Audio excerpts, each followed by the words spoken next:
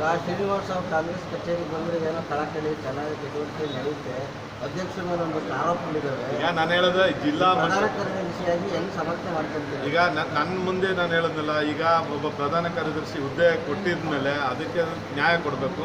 ನಾನು ಅತಿ ಶೀಘ್ರವಾಗಿ ಜಿಲ್ಲಾ ಪ್ರವಾಸ ಮಾಡೋದಕ್ಕೆ ಅಂತೇಳಿ ನಮ್ಮ ಪರಮೇಶ್ವರ್ ಸಾಹೇಬ್ರನ್ನ ಪರ್ಮಿಷನ್ ಕೇಳಿ ಅವರ ಒಂದು ಒಪ್ಪಿಗೆ ಮೇರೆಗೆ ಒಂದು ಜಿಲ್ಲಾ ಪ್ರವಾಸ 54 ಜಡ್ ಪಿ ಕ್ಷೇತ್ರಕ್ಕೂ ಹೋಗಿ ಬಂದು ಒಂದು ಪ್ರವಾಸ ಮಾಡಿ ಒಂದು ಸಂಘಟನೆ ಮಾಡಬೇಕು ಅಂತ ಅಂದ್ಕೊಂಡಿದ್ದೀನಿ. ಬಹುಶಃ ಒಂದು 5-6ನೇ ತಾರೀಕಿಂದ ಶುರು ಮಾಡ್ತೀನಿ ಅಂತ ಚಾಲನೆ.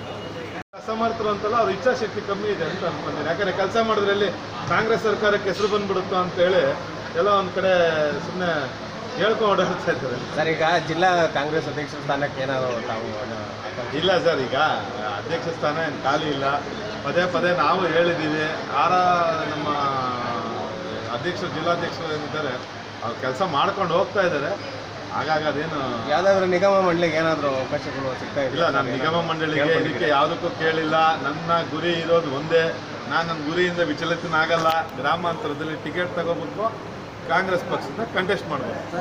ಶ್ರೀನಿವಾಸ್ ಅವರು ಮುಂದಿನ ಜಿಲ್ಲಾಧ್ಯಕ್ಷರನ್ನ ಅಧಿಕೃತ ಘೋಷಣೆ ಇಲ್ಲ. ಅದು ಯಾವುದು ನನಗಂತೂ ಬಂದಿಲ್ಲ. ನಾನು ಹೇಳೋದಲ್ಲ, ರಾಜಕಾರಣವಾಗಿ ನನಗಿರೋ ಗುರಿ ಒಂದೇ, ಗ್ರಾಮಾಂತರದಲ್ಲಿ ಕಾಂಗ್ರೆಸ್ ಟಿಕೆಟ್ ತಗೊಂಬರೋದು. ಹಾಗಾದ್ರೆ ರಾಜಕೀಯ ಜನ್ಮಭೂಮಿ ಗ್ರಾಮಾಂತರ ಕ್ಷೇತ್ರನ ರಾಜಕೀಯ ಹೌದು. ಈಗ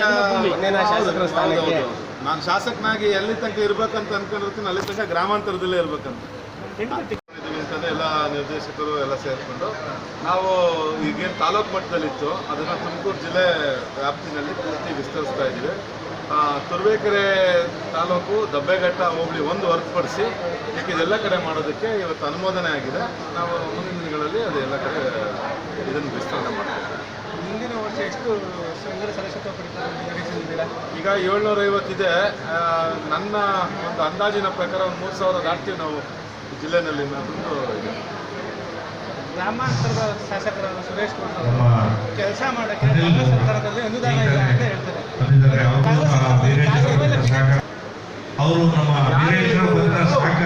ಇದು ಸುಳ್ಳಿನ ಮಾತು.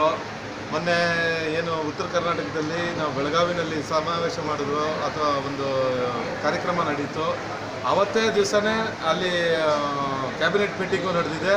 12,000 ಕೋಟಿ ರೂಪಾಯಿನ ಅಲ್ಲೇ ಮಂಜೂರು ಬಂದಿದ್ದಾರೆ.